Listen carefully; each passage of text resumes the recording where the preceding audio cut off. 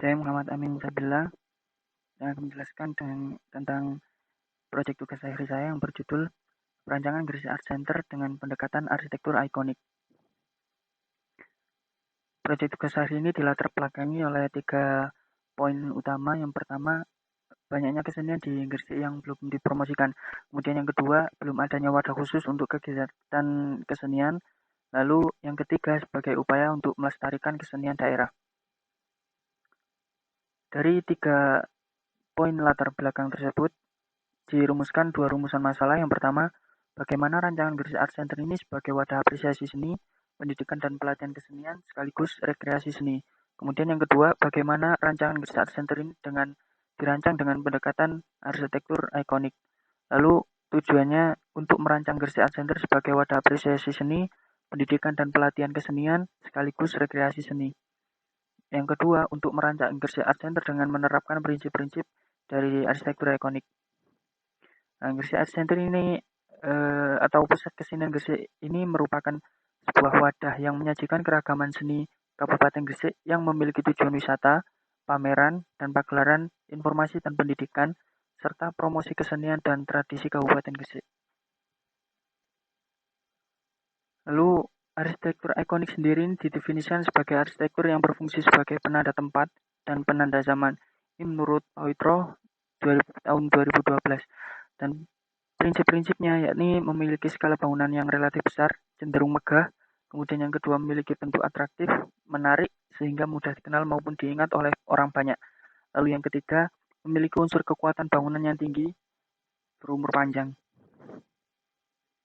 Untuk integrasi keislamannya, ini ada satu ayat yang menjelaskan tentang segala sesuatu itu harus memiliki fungsi dan manfaat, dan tidak ada penciptaan yang sia-sia. Lalu yang kedua, menciptakan silaturahmi yang baik terhadap sesama. Untuk keunikan desainnya, ini ada 3 poin. Yang pertama, skala bangunan relatif besar, kemudian bentuk bangunan yang atraktif, lalu yang ketiga aman, nyaman, dan estetik. Untuk lokasi tapak perancangan sendiri ini berada di Jalan Dr. Wahidin Sudirohusodo di Kelurahan Kembangan, Kabupaten Gresik. Untuk luasannya kurang lebih 2,2 hektar.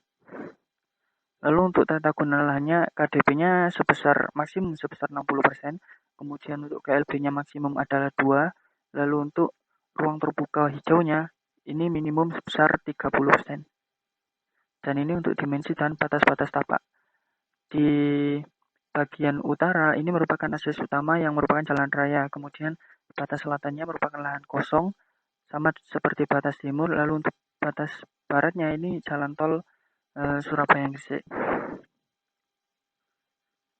Untuk tagline yang diangkat dalam perancangan ini yaitu Icon as Reminder, yang menggambarkan sebuah bangunan yang memiliki visual yang menarik perhatian atau point of view dengan tampilan luar yang atraktif.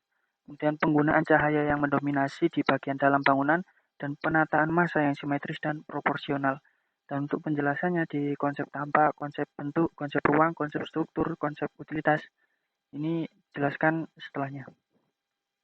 Nah, ini untuk pengembangan dari konsep tapak. Ada beberapa faktor yang menjadi pertimbangan pengembangan desain dari desain yang sebelumnya. Di antaranya akses ruang publik, kenyamanan, efisiensi yang ruang terbuka hijau, kemudian kesinambungan dengan konsep dasar. Dan ini pengembangannya yaitu dengan pemberian ruang terbuka sebagai plaza, kemudian pemberian tempat duduk di tiap tepi area hijau, kemudian entrance kawasan ini dibuat terbuka agar terkesan mengundang dan tidak angkuh. Dan untuk konsep bentuknya seperti ini. Jadi ide bentuk bangunan ini didapatkan dari pendekatan arsitektur ikonik dengan bentuk dasar itu damar kurung. Selain melalui pendekatan arsitektur ikonik, perubahan bentuk bangunan juga didapatkan melalui pengejauhan dari nilai-nilai filosofis yang terkandung dalam damar kurung. Untuk fasad ini kombinasi GRC dan holo bermotif segi 6 beraturan sebagai jawantah penutup damar kurung berupa lukisan yang menceritakan kehidupan sehari-hari. Kemudian untuk kolom bagian luarnya ini diekspos sebagai jawantah dari kerangka penyangga damar kurung. Lalu bangunan sekunder memiliki diameter setengah dari diameter bangunan utama sesuai dengan prinsip dari arsitektur ikonik. Kemudian bentuk atap mengerucut ke atas sebagai ejawantah dari bentuk ujung atas damar kurung. Lalu untuk pembagian masanya seperti terlampir. Untuk strukturnya, karena bangunan ini tidak tepat vertikal bentuknya, maka menggunakan struktur kolom transversal dan menggunakan pondasi four-pile. Untuk pengeksposan struktur bagian luar ini sebagai ejawantah dari penyangga damar kurung. Kemudian untuk dindingnya sebagian menggunakan dinding kaca. Lalu untuk rangka atapnya menggunakan rangka atap sistem truss. Nah, ini untuk side plan-nya. Jadi dua bangunan sekunder ini berada di bagian depan untuk memframing bangunan utama di bagian belakang. Jadi lalu untuk parkirnya ini disentralkan di bagian depan untuk memisahkan jalur antara jalur kendaraan dengan pedestrian. Untuk layoutnya seperti ini. Nah, ini di bagian atas ini ada tampak depan kawasan. Jadi bangunan utama ini memang lebih besar, berada di bagian belakang dan di framing oleh dua bangunan sekunder yang ada di depannya. Lalu untuk potongan kawasannya seperti ini.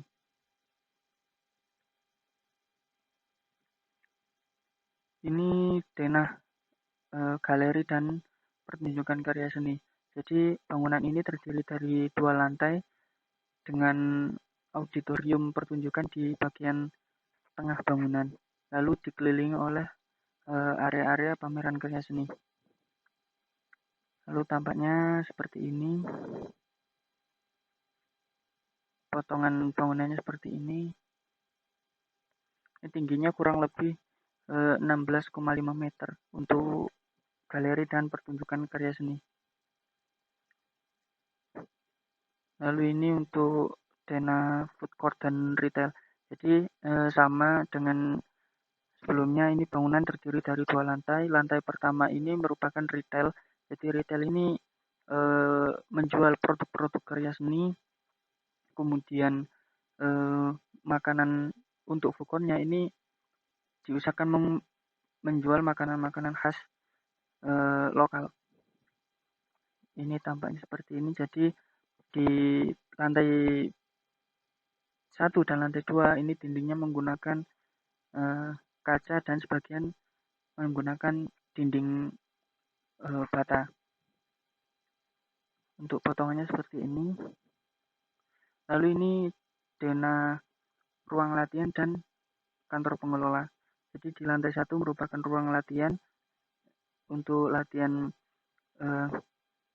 musik, latihan tari, kemudian latihan melukis, latihan damar kurung, kerajinan damar kurung, kemudian latihan teater. Lalu untuk bagian lantai 2-nya ini merupakan ruang pengelola. Dan tampaknya seperti ini. Jadi untuk ruang latihan ini berada di lantai 1, dindingnya menggunakan dinding bata untuk menjaga privasi. Kemudian potongannya seperti ini.